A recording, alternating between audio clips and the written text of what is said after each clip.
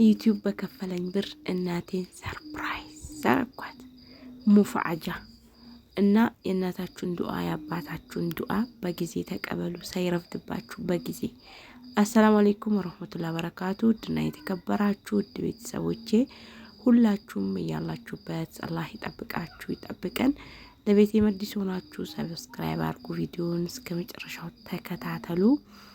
እንግዲህ እዚህ ጋር ባልየው እዚህ ጋር አለ። እንግዲህ እዚህ ጋር አጋዦቻችንም አሉ። ግቢ ነጥር ነው። የእናቴን ግቢ ቅርጮ ነበረ ቅድም ያያችሁት። እንግዲህ በዚህ መልኩ ሰው ባለው ነው ሰው በእንትኑ ግቢውን በቦለኬት ሲያሰራ የሌለው ደግሞ ባቅሙ በቆርቆሮ ያሰራል። በዛው ልክ ደግሞ የሌለው በቅርጩ ያሳጥራል። እንደዛ ያለ ኑሮ ይቀጥላል ማለት ነው። በየደረጃው ሁሉም ይጓዛል። የሌለው ቆርቆሮ ያለው ቦለኬት ምን ከመሰለ በር። እኛም ማን ከማን ያንሳል? ያቅማችንን እናታችንን ይኸው ከቅርጮ ወደ ቆርቆሮ ቀይርናት ትላላችሁ። እና በጣም ደስ ይላል አንዳንዴ ሳናስበው። እናትን አባትን ዱአ መቀበል፣ የእናትና የአባት ዱአ መቀበል ቀላል ነገር አይደለም። ካመለጠን አመለጠን ነው። ከፍለን እንኳን ልናገኝ አንችልም። አንዴ ካመለጡን ማለት ነው። እስካሉ ድረስ ዱአቸውን እንቀበል እና ዩቲዩብ ሰርፕራይዝ ሲያደርገኝ እኔ ደግሞ እናቴን ሰርፕራይዝ ሽራይኩም እና ሹክረን። እናንተም ይሄ የእናንተ ውጤት ነው። እናንተ በታዩ፣ እናንተ ላይክ ባታረጉ፣ እናንተ ባታበረታቱኝ ይሄንንም ኬታ አመጣው ነበረ። ያው ምስጋና ግዴታ ነው። ስለዚህ ሁላችሁንም በጣም ነው ማመሰግነው። ዩቲዩብ ከተሰራበት ይከፍል ነበረ። እኔ ግን በጣም ከልክ በላይ ሰነፎኛለሁ ከምላችሁ በላይ። በቃ ሁሌም በየቀኑ ለቃለው ላለው ምንም ልለቀል ቻልኩም። ምን እንደሆንኩ አላቅም። እንግዲህ እንደዚህ ነው። ይሄ በውስጥ በኩል ቧንቧዋ የእናቴ ቧንቧ እዚህ ጋር ያለች ውሃ አልመጣም። በዛውም ውሃ እያየውላት ነበረ። ውሃ የለም አልመጣም። እና ውስጡ እንደዚህ ነው። አልተሰናዳም ገና ይጠረጋል። ምን ይባላል? ክረምት ሲሆን ደግሞ ሳር ይበቅላል። ማሻአላ እዚህ ግቢ ላይ ቁጭ ብሎ ቡና መጠጣት፣ እንደዚህ ንፋስ መቀበል። የድሮዋ በሬዎች ናት። እዚህ ጋር አለች ቅርጩ የፈራረሰው ምናምን ይሄው እዚህ ጋር አለ። እዚህ ጋር ደግሞ ሽንት ቤት መሄጃ በራላት። ሽንት ቤት በጓሮ በኩል ነው የምትሄደው። ይሄው ወደ ሽንት ቤት የሚወስድ መንገድ ነው። እንግዲህ በዛ በኩል የሚታየው ግድግዳ የሰው ነው። ይሄ ደግሞ ሽቦ መቆለፊያው ነው፣ ሰንሰለቱ ማለት ነው። ከነ ሰንሰለቱ ከነጋኑ ነው። ከሰሩ አልቀረ እንዲህ ነው። ማሻአላ ተባረከላ። ቤት ደስታ። ይሄ ነበረ ቅርጮ። ይሄ ቅርጮ በአሁኑ ሰዓት በጣም ተበላሽቷል። በቃ አመት አይቆይም ወላይ።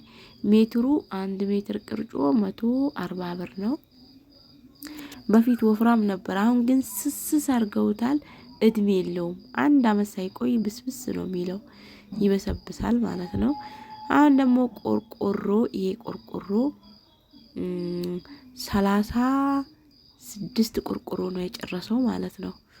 ይሄ ቆርቆሮ 30ውን በ700 ብር ነበር የተገዛው። እንደገና ደግሞ 6ቱን ደግሞ 730 ብር። አየር ላይ 30 ብር ጨመረ። የሚገርማችሁ ነገር በ3 ቀን በ2 ቀን ልዩነት አንዱ ቆርቆሮ 30 ብር ጨመረ። እስካሁን እኔ እንጃ 800ም ሳይገባ አይቀርም። በዚህ ሁኔታ በቀን ቀን ስለሚጨምር ማለት ነው። እና እንግዲህ በተቻለ አቅም ግቢ በቆርቆሮ ቢታጠር ጥሩ ነው። ኢንሻአላህ የኔም ግቢ ግማሹ ቆርቆሮ ነው፣ ግማሹ ቅርጮ ነው። ሙሉ በሙሉ ቆርቆሮ አደርገዋለሁ ኢንሻአላህ። አላህ ይሰጠኛል። እና የእናቴ በዚህ መልኩ ክልልል ተደረገላት። በቃ ውስጡ ላይ ምን ብትሉ ምንም እቃ ብትጥሉ ምን አንድ ነገር አይነካም።